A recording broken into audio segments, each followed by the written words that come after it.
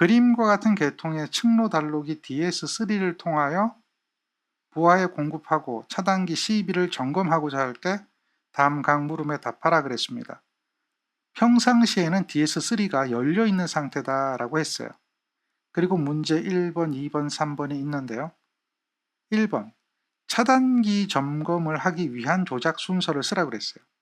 그리고 차단기 점검이 완료된 상태에 정상 상태로 전환 시 조작 순서를 쓰는 거예요. 그리고 세 번째 문제는 도면과 같은 설비에 차단기 CB의 점검 작업 중에 발생할 수 있는 문제점이 있어요. 그것을 설명하고 이러한 문제점을 해소하기 위한 방안을 또한 설명하라고 했어요. 단답이 아니라 설명하는 겁니다. 문제가 이렇게 얘기해요. 첫 번째, 차단기를 점검하기 위한 조작 순서를 쓰시오라고 했어요. 평상시에는 DS3는 오프되어 있는 상태죠. 열려 있는 상태다라고 했죠. 그러면 평상시에는 DS1은 온돼 있어야 되고요. DS2도 온돼 있어야 되겠죠. CB도 온돼 있어야 되겠죠. 그래야 전원이 공급되고 있는 상태가 되죠. 얘네들이 모두 온되어야 부하에 전원을 공급하고 있는 상태가 되는 겁니다. 이게 평상시예요. 그런데 문제는 차단기를 점검하고자 하는 거예요. 차단기를 점검할 때도 부하의 전원을 계속해서 공급하겠다는 거예요. 그대로 운전하는 게 아니라 차단기 점검만 하는 거니까요. 차단기가 가압된 상태에서 점검하다가 잘못하게 되면 인명 손상을 초래할 수 있기 때문에 차단기가 가압되지 않은 상태에서 차단기를 점검하고자 합니다. 그러면 DS3가 없다면 차단기를 열어야 되니까 정전이라고 하는 상황이 생길 수밖에 없어요. 그런데 문제는 그걸 원하는 게 아니라 정전이 안 되게끔 무정전으로 계속해서 부하의 전원을 공급하면서 차단기를 점검하고자 한다라고 하는 것을 이해를 해야 돼요. 그러면 현재 지금과 같은 상태에서 차단기를 전원에서 개방해야 돼요. 그러려면 첫 번째 해줘야 되는 게 뭐냐면 여기에 있는 층로 단로기를 여기에 투입을 하는 거예요. 층로 단로기를 통해서 이렇게 전류를 흘려주겠다는 거예요. 현재 전류는 어떻게 흘러요? 이렇게 전류가 흐르겠죠. 현재는 전류가 이렇게 흐르고 있어요. 그 상태에서 DS3를 먼저 ON 하는 거예요. 오프 상태에 있던 이 부분을 DS3를 먼저 ON 하는 거예요. 그러면 여기에 있는 전류와 여기에 있는 전류가 병렬로 흐르는 거예요. 이때 단록이 투입해도 괜찮아요. 왜냐하면 전류가 여기 흐르고 있고 다음 얘도 투입이 돼도 아크가 생기지 않아요. 전류가 흐르고 있기 때문에 전류가 끊어진 게 아니기 때문에 또 끊어진 게 붙는 게 아니기 때문에 이미 여기가 전류가 흐르고 있는 상태에서 이 단로기를 끊거나 붙이는 것은 흐르는 전류를 끊거나 흐르지 않는 전류를 흐르게 하는 그런 단로기가 아니에요.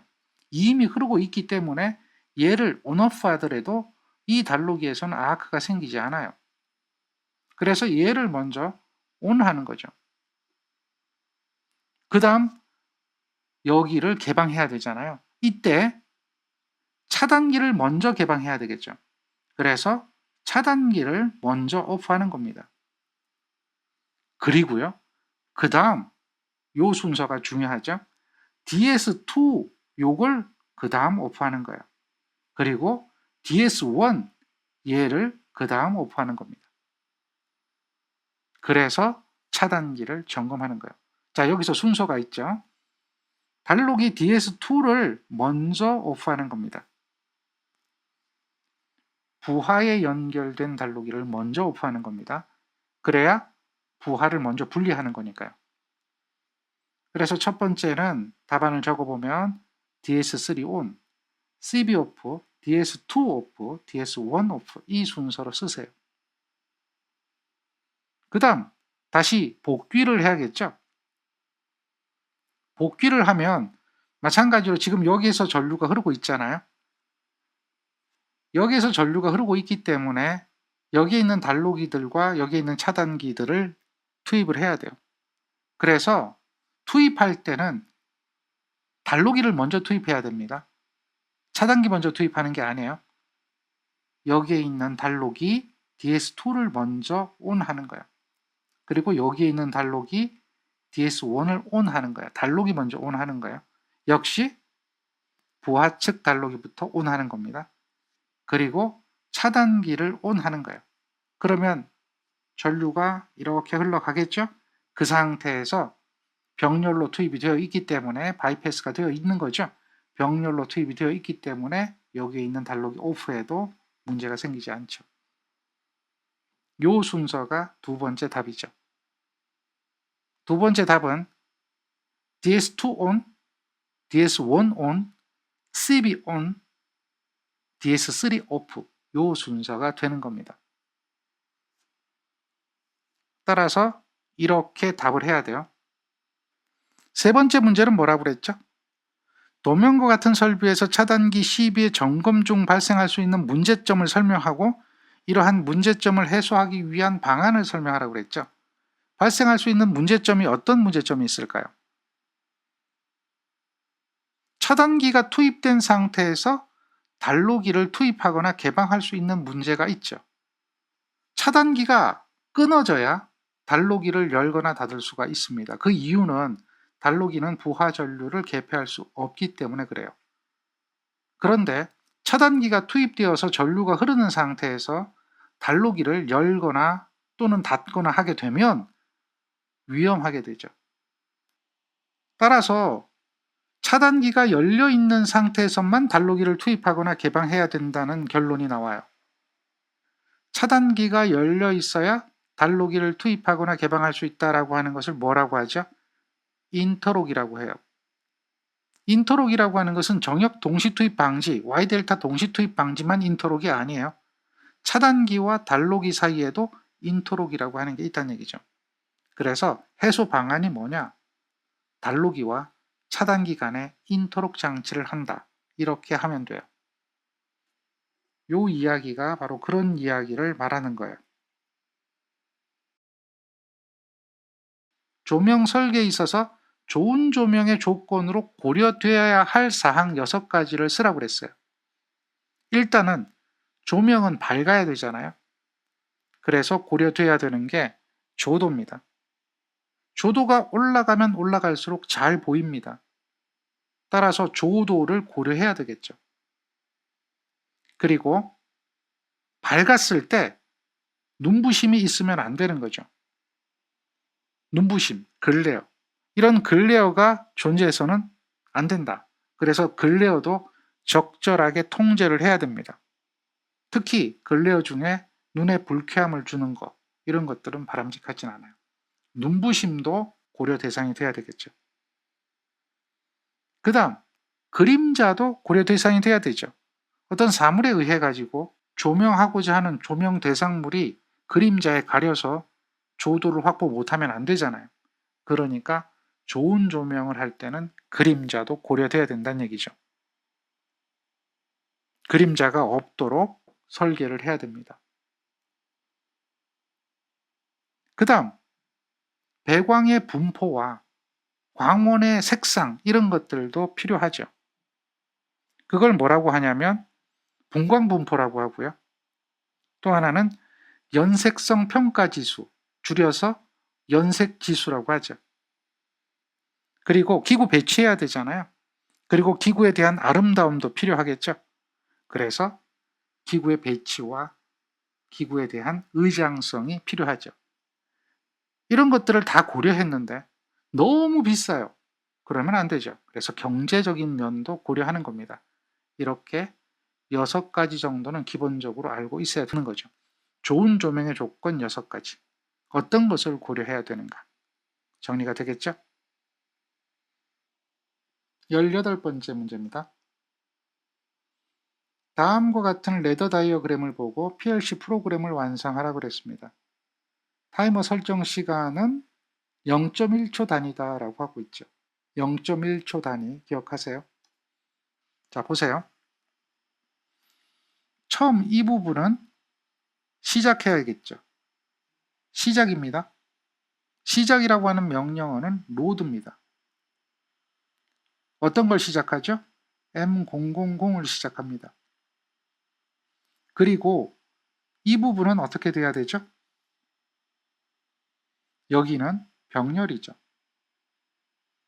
병렬은 OR라고 하는 명령어를 써야 되고요. 데이터는 P010이 되겠죠. 그리고 이 부분은 직렬이 되죠. 여기까지 연결한 게 직렬입니다. 직렬은 AND가 되네요. 어떤 게 AND예요? 비접점이네요. 이렇게 돼야 되네요. 그래서 AND 낫이 돼야 되고요. P001이 들어가야 되겠죠. 그리고 출력이 두 개가 나오는데요. 첫 번째는 타이머입니다. 타이머 온 딜레이 타이머를 얘기하는 거고요. 1000번을 쓰는 겁니다. 온 딜레이 타이머 1000번이라고 문제에서 제시했네요. 타이머의 시간입니다. 100. 그래서 데이터를 100으로 넣습니다. 여기서 100이라는 이야기는 100에 0.1초 단위니까 얘는 10초를 바라는 거죠. 그런 의미가 있어요. 이 문제가 얘네들이 주어졌지만 얘네들이 안 주어지고 여기를 완성하라 할 수도 있습니다. 타이머에 대한 프로그램 하는 방법도 보고요. 그리고 출력이 하나 더 있죠. M000이죠. 그래서 T-ON이라고 하는 출력과 데이터를 넣었어요. 그리고 요게 아웃이 들어가는 거죠. 그래서 아웃이 있고 M000이 돼야 되겠죠. 그리고 요 부분은 다시 시작입니다. 여기까지가 시작이 되네요. 시작이 되니까 로드라고 하는 명령어가 들어가고요. P001이 되겠네요. 그리고 여기는 아웃이죠. 그래서 아웃이 되고요. P001이 됩니다. 이 문제를 보고 기억해야 되는 부분은 이렇게 타이머와 출력이 같이 있는 이런 경우에 대해서 타이머를 데이터를 출력을 이렇게 하는 부분이죠. 이 부분을 기억하라는 얘기입니다. 마지막 문제가 되네요. 154 2회선 송전선이 있는데요. 한 회선이 운전 중일 때 휴전 회선에 대한 정전 유도 전압은 이렇게 물어요. 휴전 회선은 운전 중인 회선이 아니에요. 대지라고 보면 돼요. 그래서 지금 보면 이렇게 얘기해요. 154인데 2회선 송전선이 있습니다.